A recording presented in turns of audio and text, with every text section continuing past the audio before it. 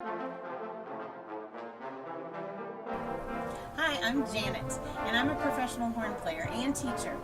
Today, I'm going to take you into my world, the world of brass instruments. Special thanks to my helper, who's going to go with us, as we tour a pro brass shop in Keller, Texas, Houghton Horns. Are you ready? Let's go inside.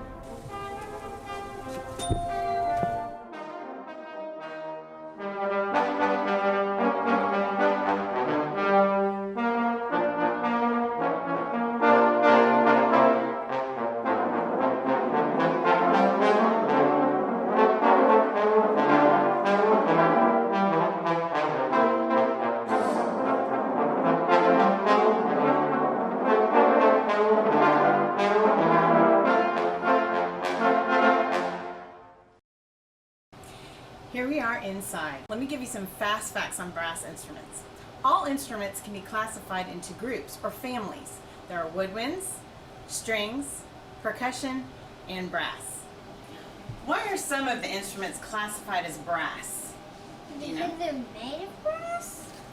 Good guess, but no, that's not it. It has to do with how the players produce the sound. Most woodwind players produce the sound by blowing across a reed, and that causes the reed to vibrate. Percussion instruments are struck, and the instrument vibrates, which creates the sound. Even vocalists vibrate their vocal cords.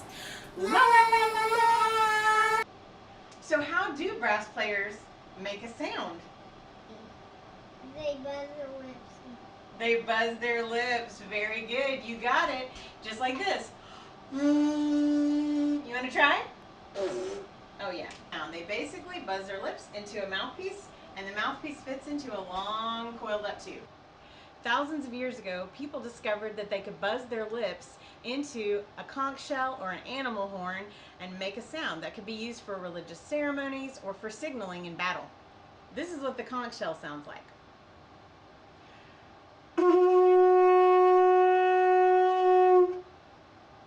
This is an animal horn, or a shofar, which is still used today in Israel.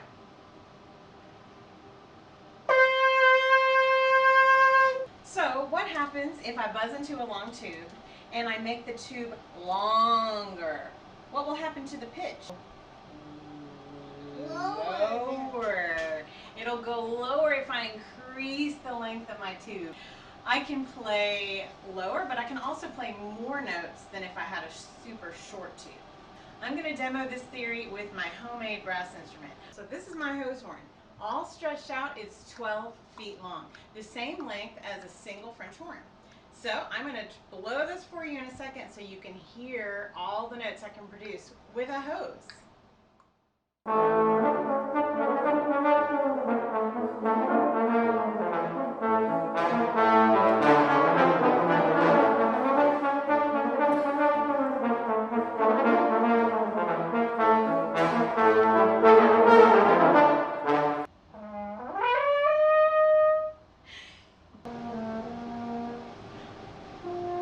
Those are magical sounds from the repair shop.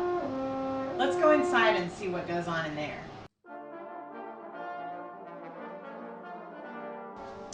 Here we are inside the repair shop.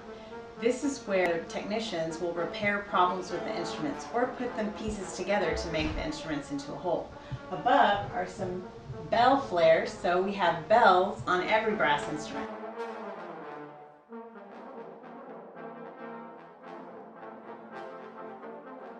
This is a lead pipe. It's the part that a musician puts their mouthpiece into to buzz and make a sound. This is the beginning of the long tube. This is the euphonium. Euphoniums use piston valves. Here we have a rotor valve. Here are all the brass mouthpieces: horn, trumpet, tuba, and trombone.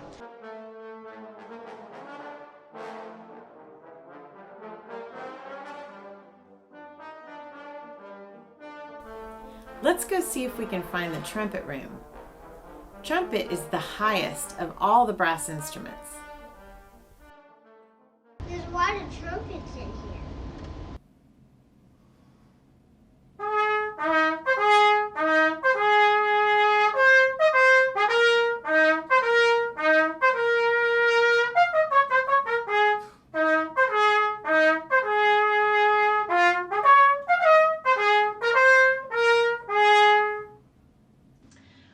Welcome to the Horn Room, my personal favorite. This is where people come to test instruments for purchase. Let's listen to the beautiful sound of the horn.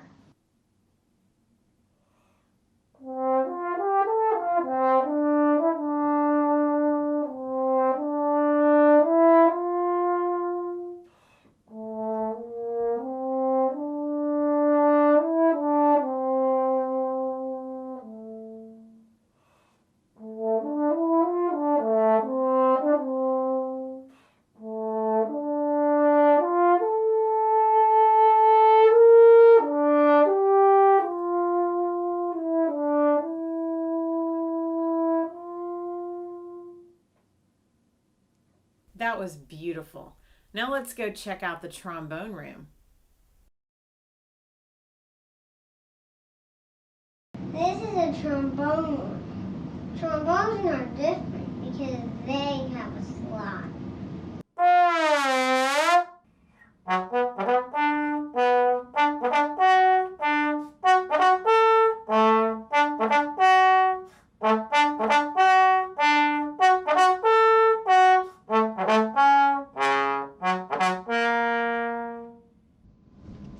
This is the Big Daddy of all the brass, the tuba. You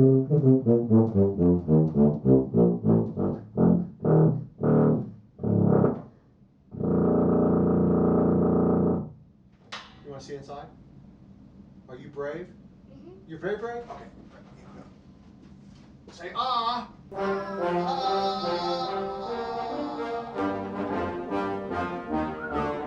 Good job. All right. Thank you so much for coming on our tour of Houghton Horns in Keller, Texas. One last question before you go. What instrument do you want to play? Horn. Yeah.